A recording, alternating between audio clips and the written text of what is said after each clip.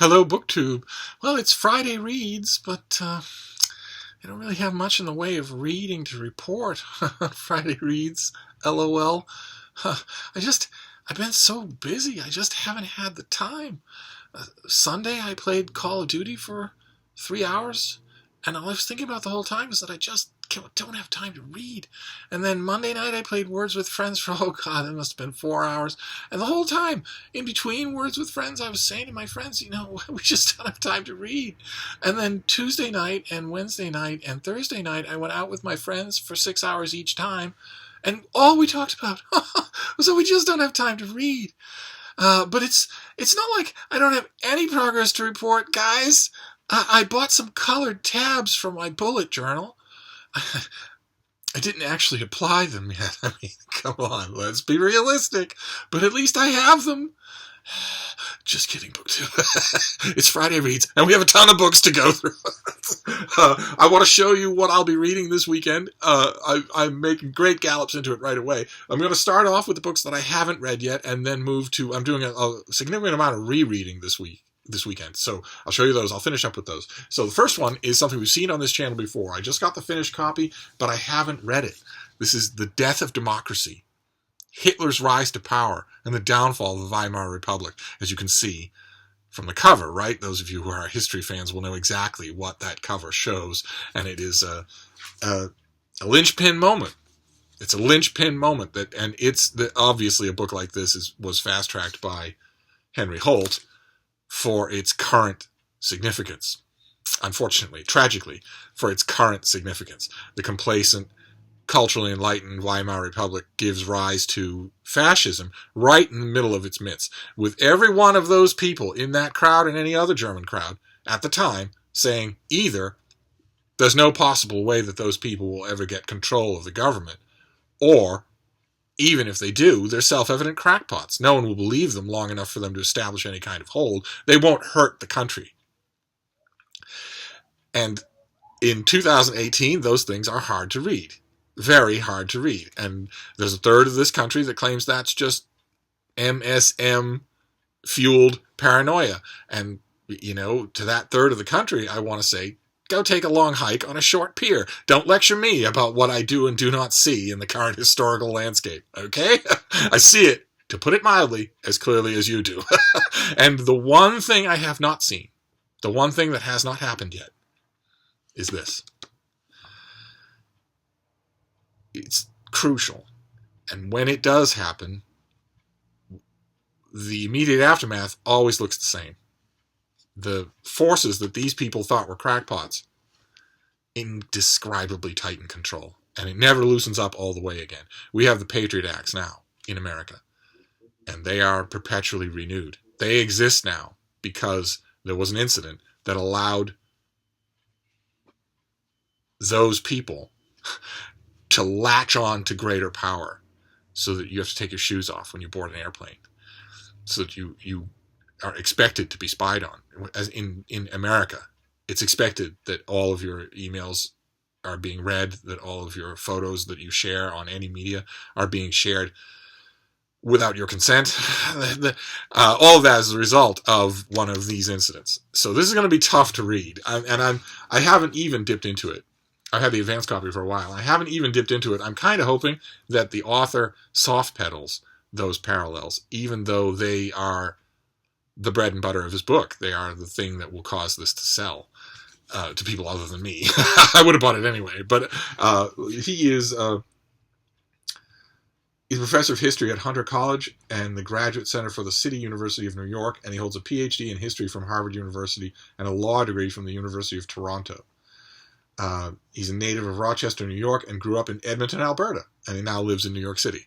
And this is on the nightstand for reading. And the next one, also new, this is by David Reich. This is Who We Are and How We Got Here, with the requisite absolutely hideous American cover.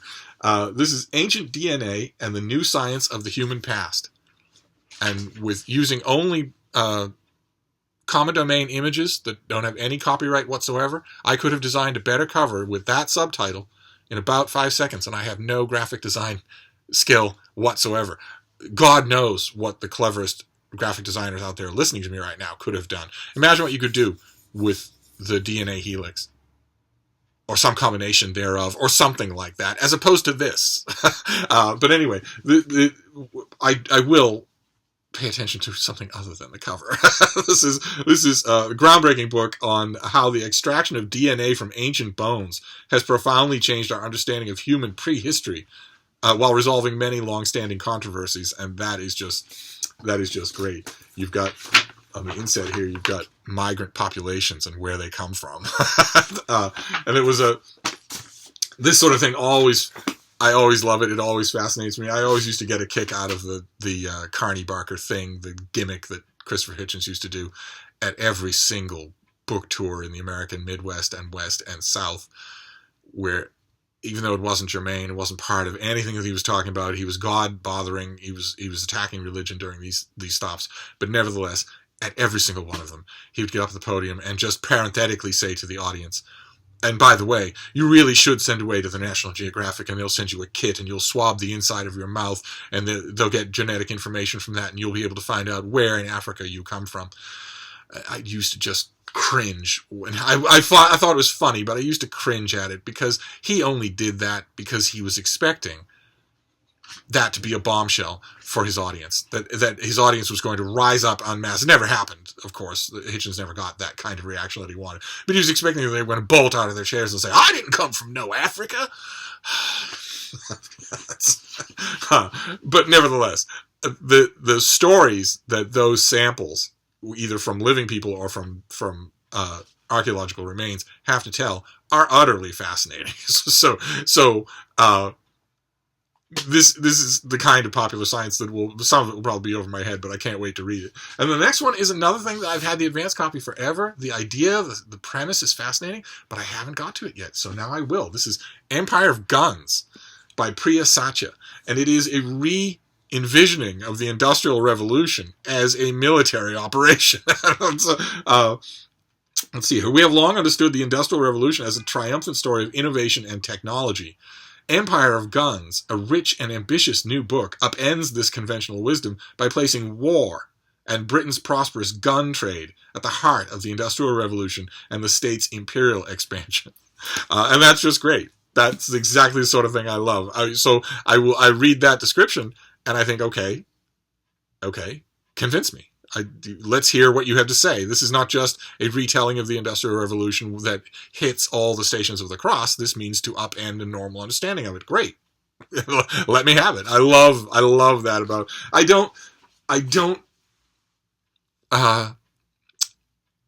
I couldn't do without that. And I really don't get much like that when I read fiction.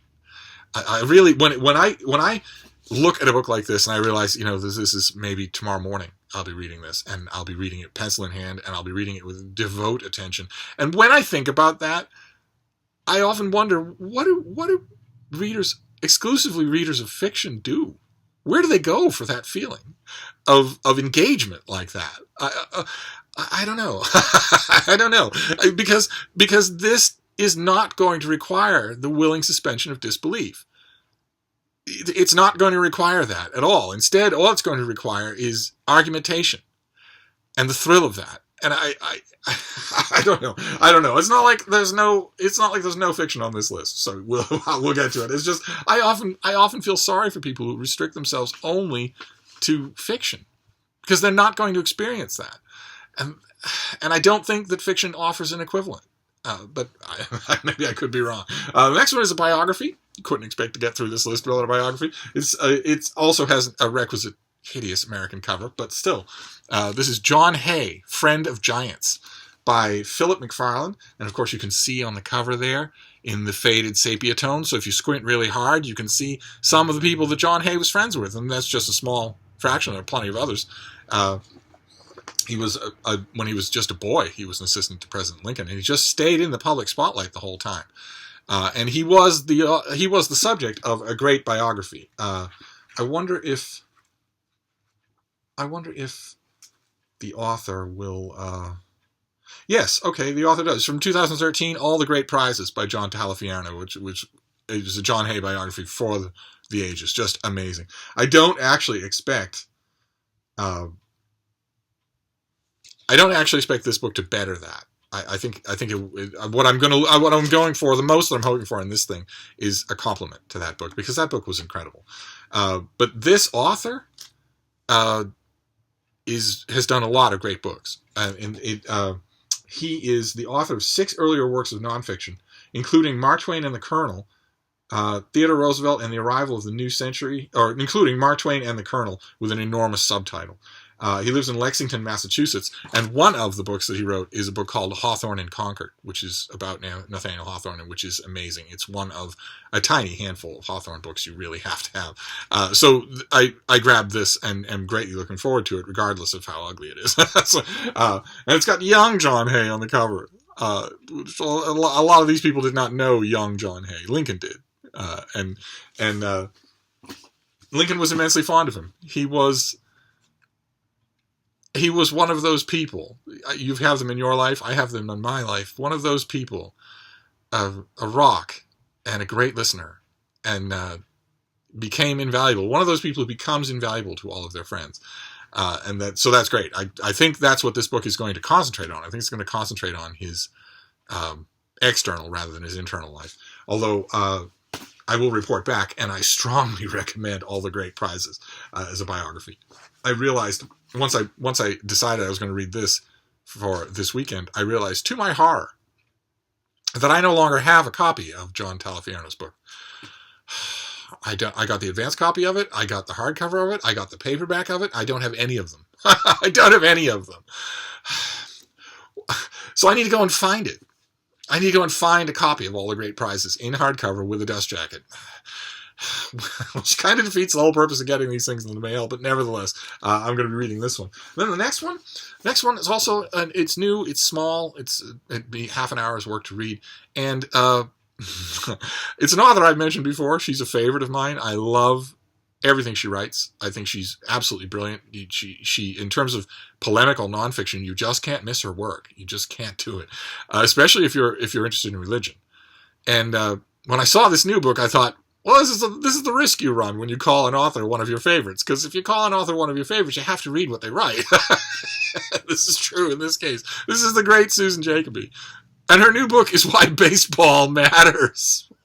And there she is in the stands with popcorn, for God's sake. I saw this book and I thought, okay, well, you have to read it.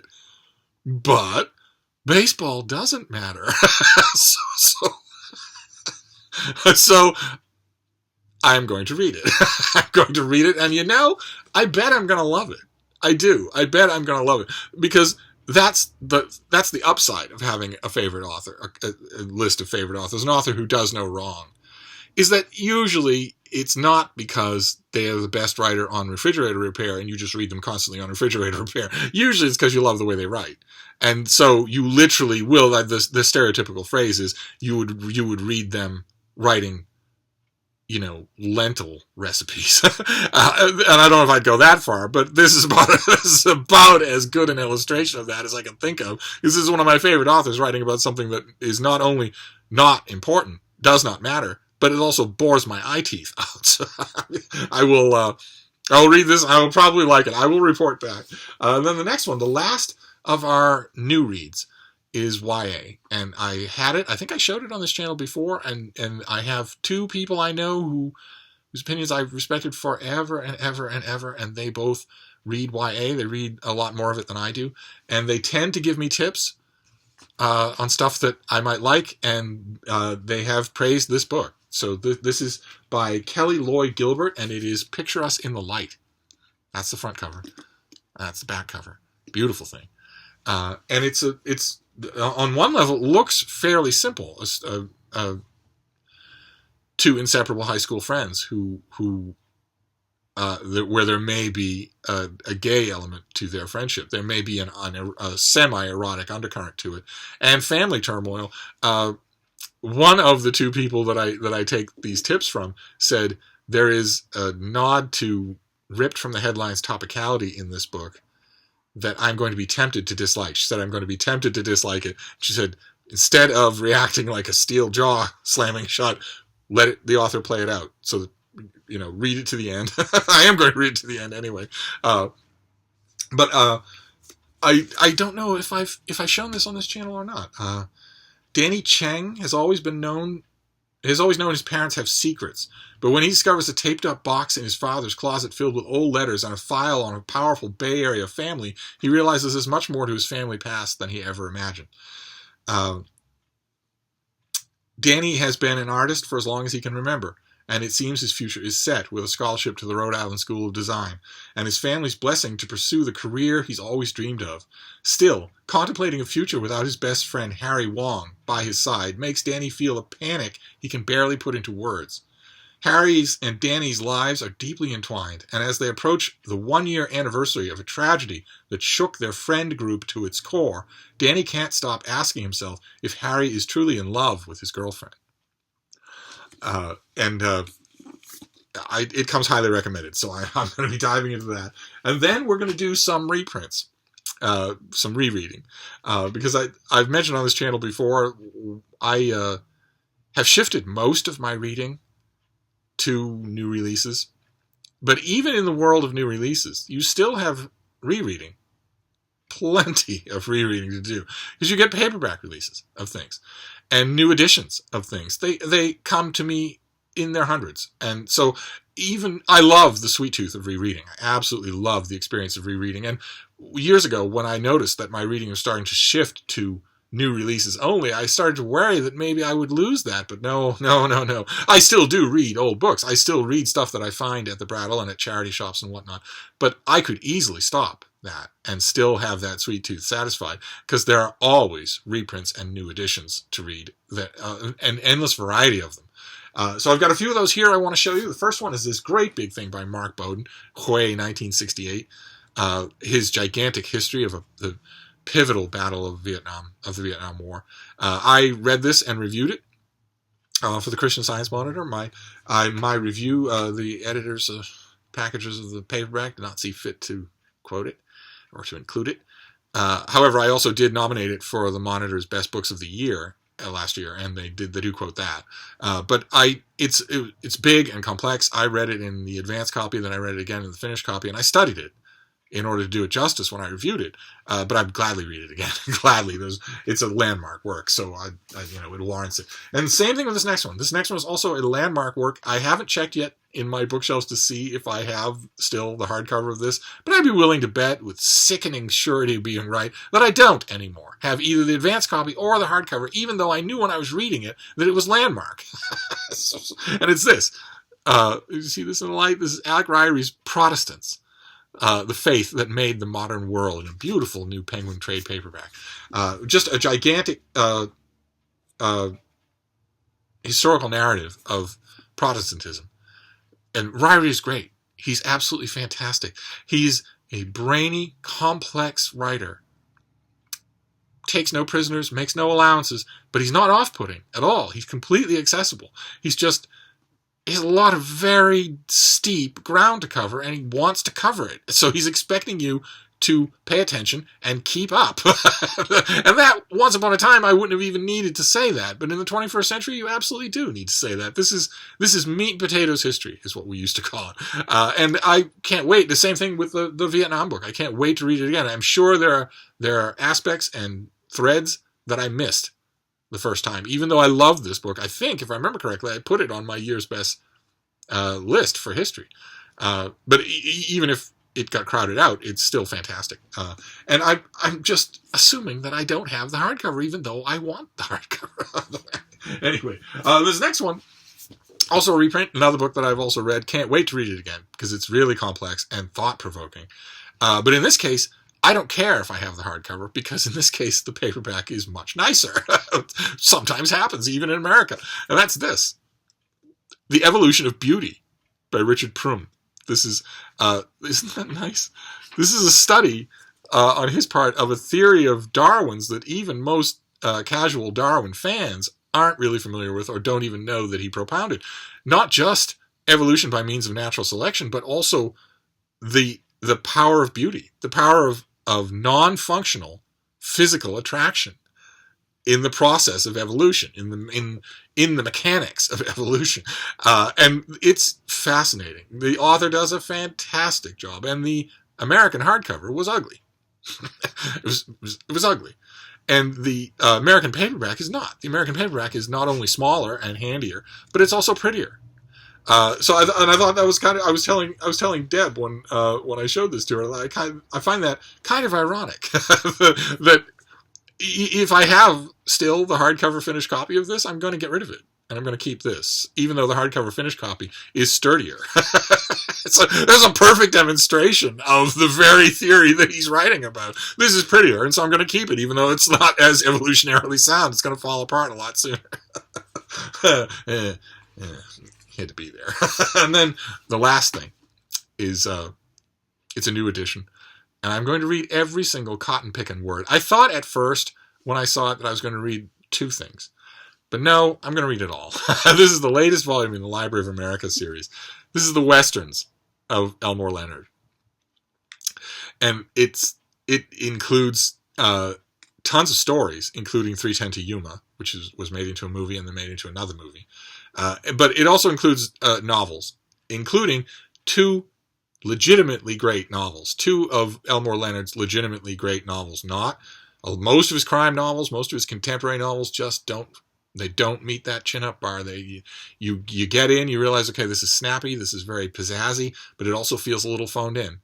But Last Stand at Sabre River, and especially Valdez is Coming, 2 of the novels in this volume, are truly wonderful. And here they are, in acid-free paper, sewn binding, made to last a lifetime, made to last longer than a lifetime. These pages will never yellow, they'll never brittle, has a built-in bookmark, and is therefore it's a much better collection than the big yellow, some of you might know the big yellow paperback volume of Elmore Leonard's Westerns. The yellow paperback volume looks nicer, but this fits better in the hand, fits better in the bag, and is 10 times more durable. And one thing I noticed on the publicity sheet that I want to read to you, because it gave me a little spurt of hope, and we're finishing up here anyway. So this is on the publicity sheet, when they're talking about all of these Westerns by Elmore Leonard, they write, "This volume is the first representation of the Western, the most fundamental American genre, in the Library of America series. It won't be the last." And that, of course, first made me think that they're going to have a second Elmore Leonard volume, because they have a ton of Elmore Leonard volumes already for his contemporary fiction. Maybe they'll do. He easily wrote enough Westerns to do another volume of Westerns of his own. But then I started thinking, what if it means more than that? What if Zane Grey, Riders of the Purple Sage, and a bunch of other stuff, what if that's planned? What if Oliver Lafarge, Laughing Boy, what if that's planned? And also, what about Louis L'Amour? The Jubal Sackett novels, or other volumes of his. You could probably put 6 Louis L'Amour novels in one of these Library of America volumes. And you might say, Louis L'Amour? Library of America? Oh, come on. But he has as good a reason to be there as the crime novels of Elmore Leonard, to put it mildly. He's one of the best-selling authors of all time, and certainly one of the best-selling American authors. And his Westerns are extremely programmatic. Yes, he got up early in the morning, wrote them all day long, wrote them like clockwork.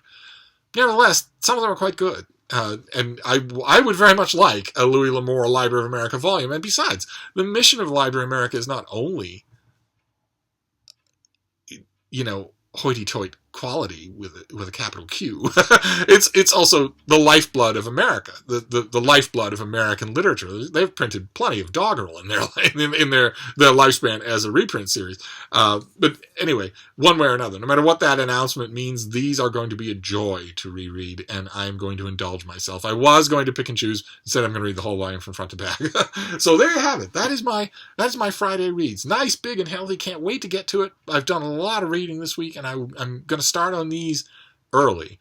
But before I wrap up, of course, Friday reads.